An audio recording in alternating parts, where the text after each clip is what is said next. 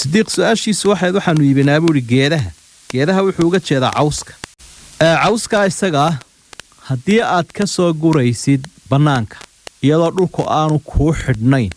oo daaqa baxay wuxuu la mid yahay xaabadii kaynta laga soo guranayo kale waad iibsan kartaa laakiin ta aan banaanayn waxa weeye meel intood xidhato oo aad beer oo dhag ku siiso ana seero inaad tiraahdo anigu bacawska ka guranaya cid kale kama guranayso su'aasha xagga hore in ku soo jawaabnayo hanti ummadi ay wada lahayd baad xidhatay markaa wax xaraantaas labadaas loo kala qaadaya waxa kale iyaduna ku banaan